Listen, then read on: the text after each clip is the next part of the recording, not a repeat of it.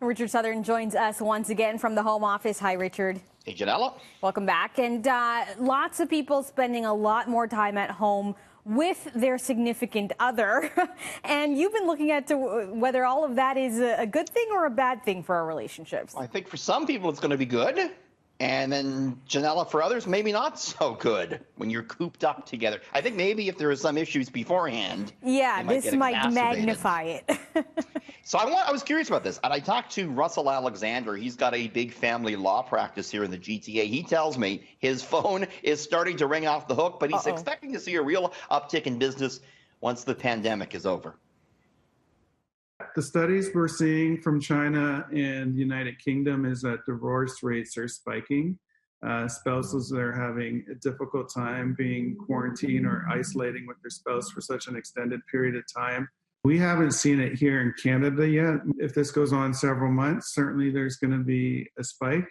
There may be a baby boom in several months. Who knows? It could be the flip side of all this.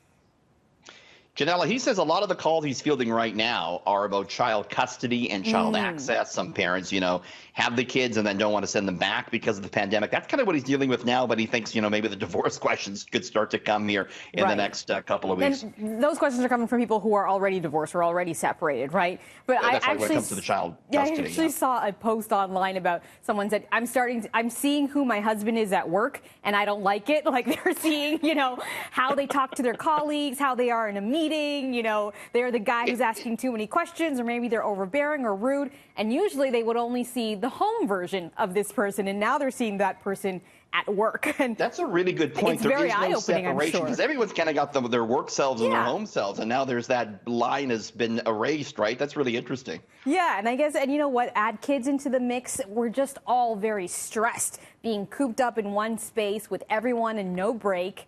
And it's got to be tough, right? So we'll all need a vacation from each other after this. It's true. Separate vacations for the next little while. My husband and I are lucky. We're both working, so we're both enjoying the time that we get together on the evening on the weekend. Good. So we're all going to be good. We're all going to be fine. We'll be fine. Okay, air travel has virtually come to a halt during this pandemic, and things could look very different when those planes hit the skies again. This could be the future of the aircraft interior. This is an Italian company that's floating these new ideas. This first one here uses existing seats with plastic around it to separate. What we're looking at there is the middle seat reversed. I like that. I know. That looks good. I kind of like that. See, she's just loving it. She's not next to anyone then anymore. A little more leg room, it feels like. And yes. So they're going to need to do something right now. I mean, WestJet is like not booking the middle seat. That's not going to be feasible financially going forward. So that's why airlines are looking at some of these options to sort of try and put a barrier in between people. We'll have to see what happens. The airlines don't exactly have a lot of money lying around right now to retrofit their planes, but that could be the future of the aircraft, which is kind of interesting. No one likes the middle seat. Something quite different. No one likes the middle seat, so this just could be a good solution. Anyway, you might actually want the middle seat in that scenario. Yeah, you got no one next to absolutely. you. You could maybe charge a premium. Yeah, pretty cool. All right, Richard, thanks so much. We'll see you tomorrow. See you tomorrow.